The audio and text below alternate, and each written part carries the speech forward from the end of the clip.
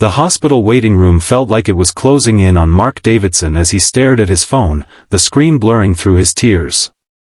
42 years old, single father to 8-year-old Lily, and now facing the most terrifying moment of his life alone. The oncologist would return any minute with results that could change everything.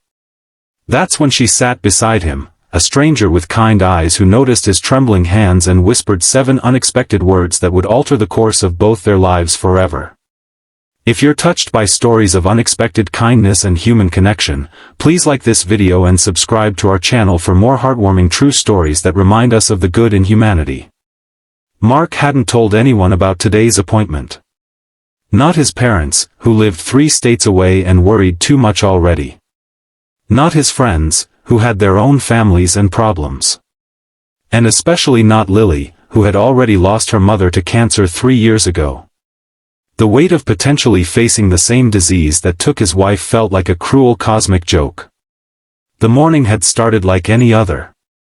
He'd made Lily's favorite breakfast, chocolate chip pancakes shaped like stars, before dropping her off at school. He'd smiled and waved, promising to pick her up for ice cream later. What he didn't tell her was that between drop-off and pickup, he'd be sitting in Memorial Hospital's oncology department, waiting to learn if the suspicious mass they'd found during his routine physical was malignant. "Mr. Davidson?" The receptionist called. "Dr. Patel is running about 45 minutes behind. We apologize for the delay." Mark nodded, his throat too tight to speak. Another 45 minutes of torture. Another 45 minutes to imagine worst-case scenarios. Another 45 minutes to wonder how Lily would cope if she lost her remaining parent. He pulled out his wallet and stared at the photo of Lily from last summer, gap-toothed and beaming at the camera, her arms wrapped around his neck. The dam broke then, and tears slid silently down his cheeks. He didn't bother wiping them away. What was the point? No one was watching. Except someone was. "Excuse me," a soft voice said. "Is this seat taken?" Mark looked up to see a woman about his age gesturing to the chair beside him. The waiting room wasn't full, there were at least a dozen empty seats, but she wanted the one next to him. "No, go ahead," he said, quickly wiping his face with his sleeve. She sat down, placing her purse between them. She wore scrubs, but not the kind the hospital staff wore. Hers were decorated with cartoon animals. A pediatric nurse, maybe. "I'm Emma," she said, offering a small smile. "Mark," he replied automatically. They sat in silence for a few minutes. Mark tried to compose himself, embarrassed that a stranger had witnessed his breakdown. Emma seemed content to flip through a magazine, occasionally glancing at the clock on the wall. "First time?" she asked suddenly. "What? First time waiting for results?" Her voice was gentle, without pity. Mark nodded. "That obvious, huh? The white knuckles gave you away." She nodded toward his hands, which were indeed gripping his phone like it might try to escape. He forced himself to relax his grip. "Yeah, well. Not exactly how I planned to spend my Tuesday." "No one plans for this," Emma said. "My first time, I threw up in the parking lot before I could even make it inside." Mark looked at her more carefully.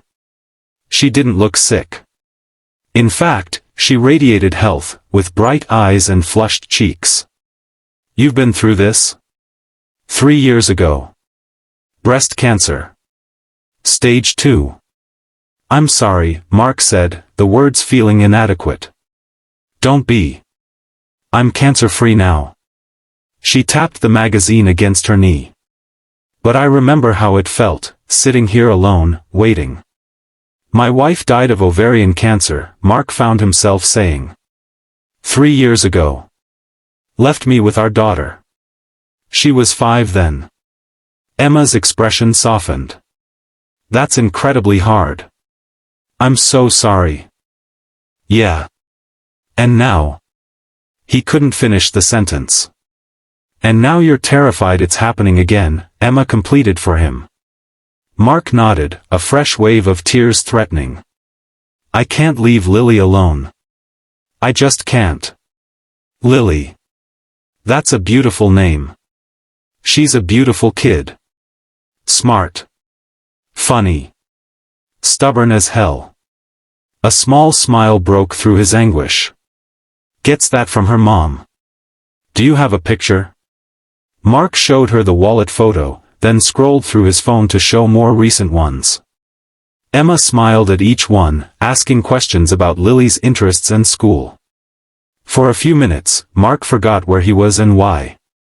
Then a nurse appeared at the doorway. Mark Davidson. Dr. Patel will see you now.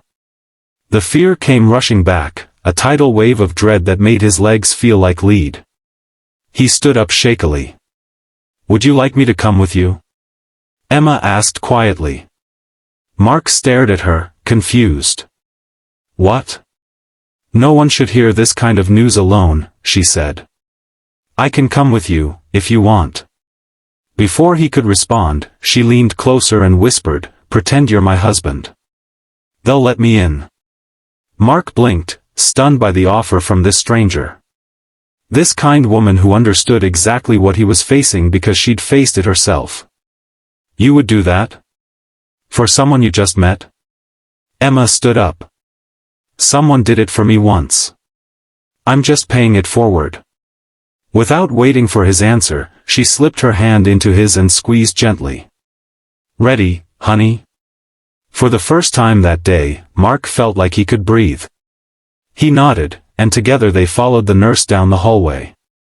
Dr. Patel was a small man with kind eyes behind wire-rimmed glasses.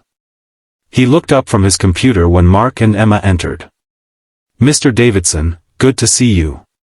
And this is my wife, Mark said before he could think too hard about the lie. Emma. If Dr. Patel thought it strange that Mark's supposed wife wasn't listed in his file, he didn't show it. He gestured for them to sit. I have your results here, he said, turning his screen so they could see the images. The mass we found is a benign tumor called a lipoma. It's a collection of fatty tissue that poses no danger to you. Mark stared at him, the words not fully registering. It's not cancer. No, Mr. Davidson. It's not cancer. We'll want to remove it eventually, as these can sometimes grow and become uncomfortable, but there's no urgency. We can schedule that procedure at your convenience. The relief hit Mark so hard he doubled over, his face in his hands. He felt Emma's hand on his back, rubbing gentle circles. Thank you, doctor, she said, her voice steady. This is wonderful news. Dr. Patel smiled. I'm always happy to deliver good news. Do you have any questions for me? Mark straightened up, wiping his eyes. No. I mean, yes. The procedure, is it outpatient? Yes, very routine. You'll be in and out the same day. They discussed a few more details before Dr. Patel handed them some pamphlets about lipomas and the removal procedure. As they left his office, Mark felt lightheaded with relief. In the hallway, Emma dropped his hand. See? Not so bad having someone with you. I don't know how to thank you, Mark said. What you did. I don't even have words. Emma shrugged. Like I said, someone did it for me once. A stranger in this very waiting room saw me falling apart and pretended to be my sister. Sometimes we need someone in our corner, even if it's just for an hour. They walked back to the waiting room in comfortable silence. At the entrance, Emma turned to him. Well, I should get going. I have a shift starting soon. You're a nurse? Mark asked. Pediatric oncology at Children's Hospital.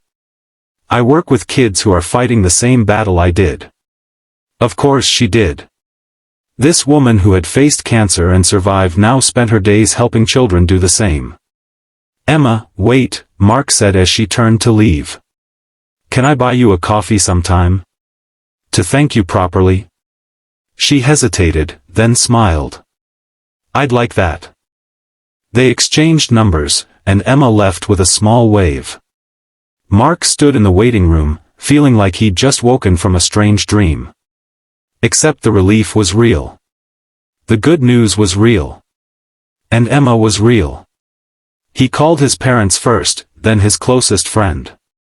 Each time, he found himself mentioning the kind stranger who had pretended to be his wife. By the time he reached his car, he was already composing a text to Emma, suggesting coffee that weekend.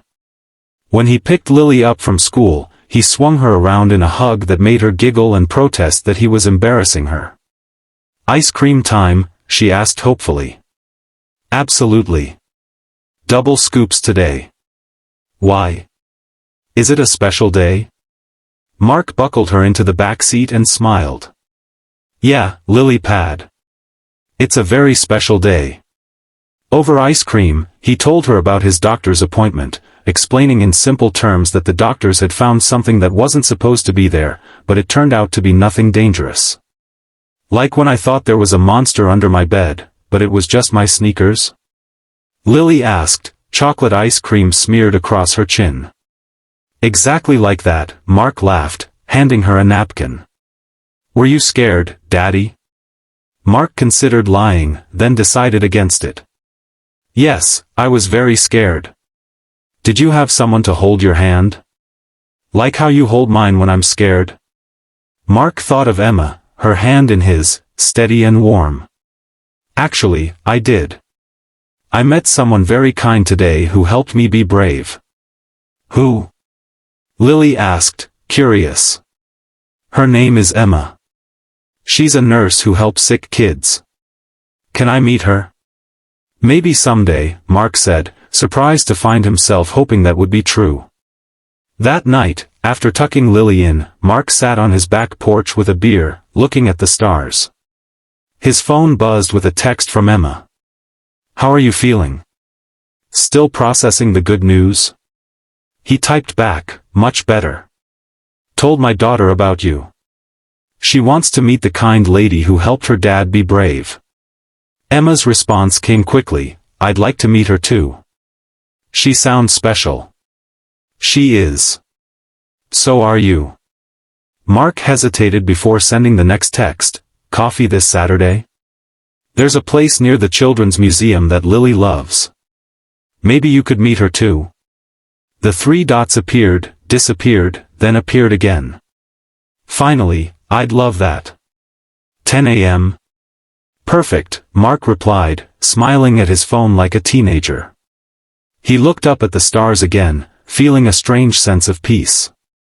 This morning, he'd been terrified of what the future held. Now, he found himself looking forward to it. Saturday arrived with perfect fall weather, crisp air, golden sunshine, and leaves crunching underfoot. Mark had told Lily they were meeting a friend for coffee, and she'd insisted on wearing her favorite purple dress with dinosaur leggings. "Is Emma your girlfriend?" Lily asked as they walked toward the coffee shop. "No, honey. She's just a new friend. But you're smiling a lot.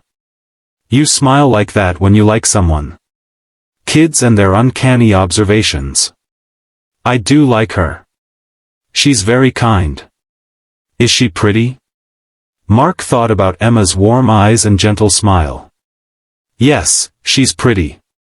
But that's not why I like her." "Why do you like her then?" "Because she helped me when I was scared, even though she didn't have to." Lily nodded sagely. "That's a good reason." Emma was already at the coffee shop when they arrived, sitting at an outdoor table with 3 hot chocolates waiting. She wore jeans and a soft blue sweater, her hair loose around her shoulders. She looked different outside the hospital, more relaxed, more vibrant. "You must be Lily," Emma said, standing to greet them. "Your dad has told me so much about you." Lily studied Emma with the frank curiosity of an 8-year-old. "Did you really hold my dad's hand when he was scared?" Emma glanced at Mark, a smile playing at her lips. "I did. Sometimes even grown-ups need someone to hold their hand." "That was nice of you," Lily declared. "I like your sweater." It's the same color as the sky. Thank you. I like your dinosaur leggings. T-Rex is my favorite. Mine too. Lily exclaimed, immediately warming to Emma. They spent the next hour drinking hot chocolate and talking.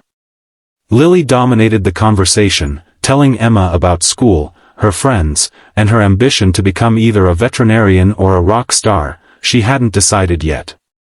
Why not both? Emma suggested.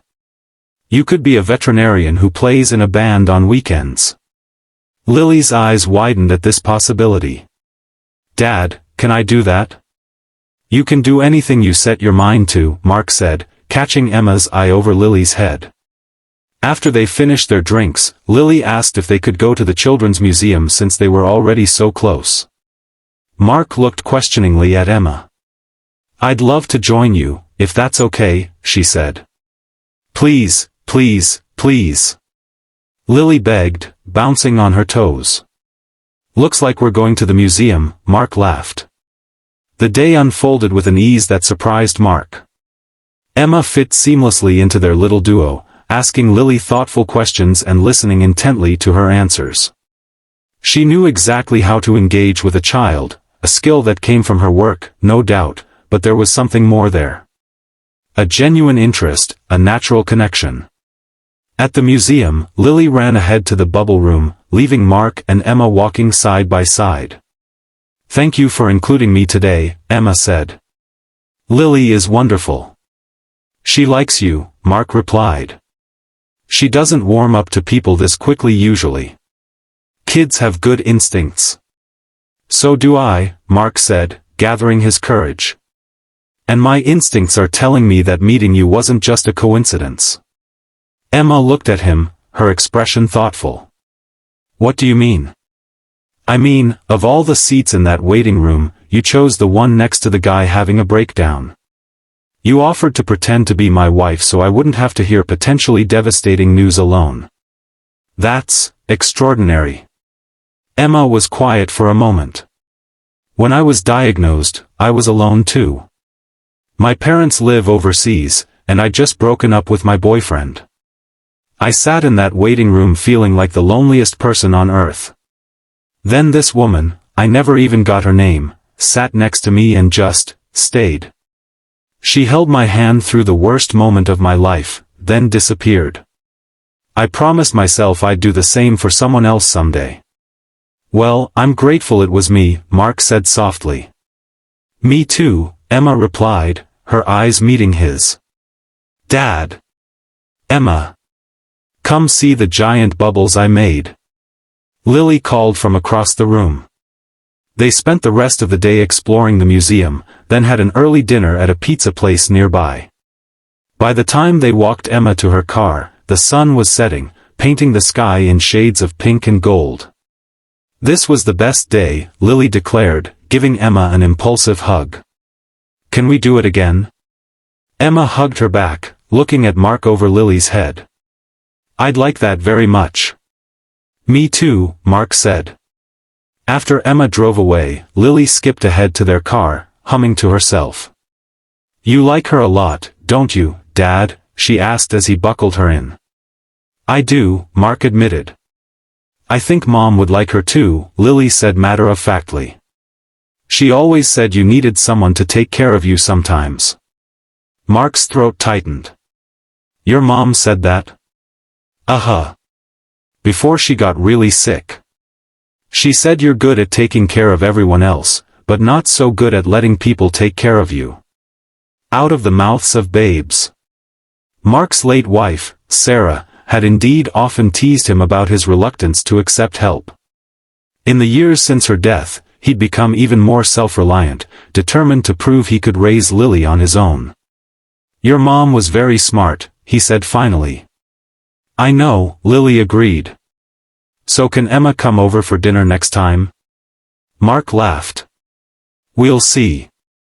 Over the next few weeks, Emma became a regular part of their lives.